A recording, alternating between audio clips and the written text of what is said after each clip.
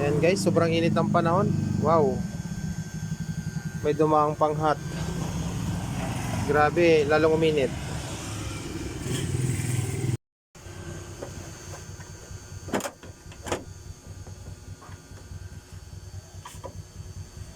Daming tornilyo.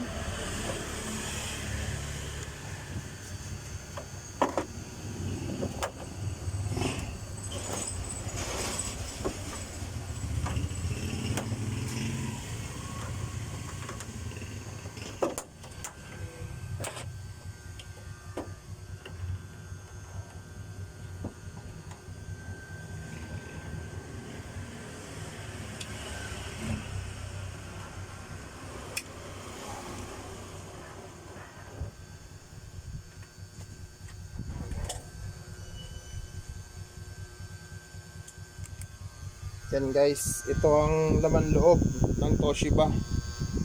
Ito yung mainboard, power supply, tsaka ito yung backlight nya, backlight driver. Ito yung backlight driver, yan. Sabihin ko na lang kung saan nagka-problema. Ito troubleshoot natin kung saan nagmula yung kung bakit ayaw niya mag-power. Titrace natin isa-isa. Malulobat na tayo guys. Sabihin ko na lang kung saan natin siya nakita yung problema, kung magagawan ba natin ang solusyon. Ayan guys, natapos na natin i-troubleshoot yung niya, power supply. Yung power supply niya may problema. Nagpalit na tayo ng mga regulator, tsaka diode, tsaka yung iba pang maliliit. Ngayon try natin kung magkakaroon na siya ng Power Ranger. Try natin kung magkakaroon siya ng supply. Saksak natin. Yan.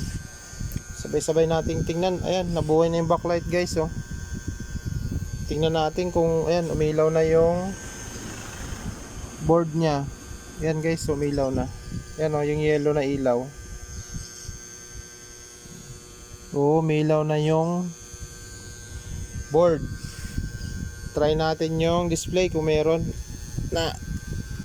Ayun, Toshiba. Lumabas na si Haring Toshiba. Ayan guys, successful naman yung ginawa natin. Okay. Napagana guys, ayan o, yung na-refer natin na Toshiba 50 inches. Malapad din siya, malaki. Yan. Nagawa natin ang paraan. Ayan guys, oh. Yan, diba? May display na. May display. Matutuwa na yung may-ari. Sabihin na lang natin sa may-ari na hindi na rin maganda yung kondisyon ng kanyang makina, kaya sa susunod kapag ka nasira, huwag niya nang ipagawa. Pero first time niya lang tong na naidala dito. Sa ibang technician na paggawa niya na to. Bali pangalawa na tong gawa ko. Pangalawa na yung pagpagawa niya sa repair shop.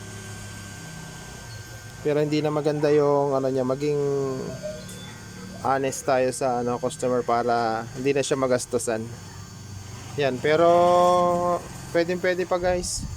Sana tumagal pa.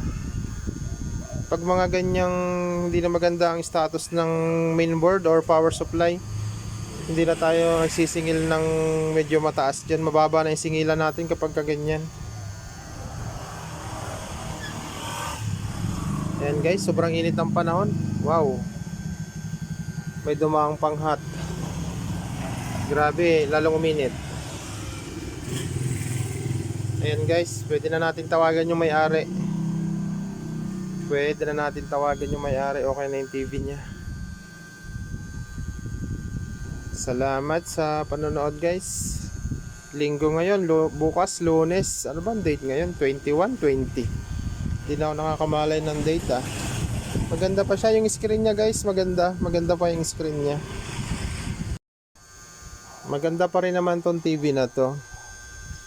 Kaya next time pag nasira pa ulit, tatanong natin sa may-ari kung kaya pa niyang palitan na ng buo yung mga mainboard at power supply. Kasi asawa na to sa repair guys eh. Yan. Kasi nanginayang ako doon sa screen. Yung screen maganda pa. Pero yung power supply tsaka mainboard niya, syempre pangalawa na tayo nag-repair. Tsaka may mga kalawang na. Pero yung lahat ng kalawang na yun, pinatay na natin yun. Nilinis natin, tsaka para hindi na magtuloy. Tapos yung ibang nasira, syempre pinalitan natin. Kasi dinala sa atin to, totally dead set talaga. No power. Walang ka power yan ang dinala dito.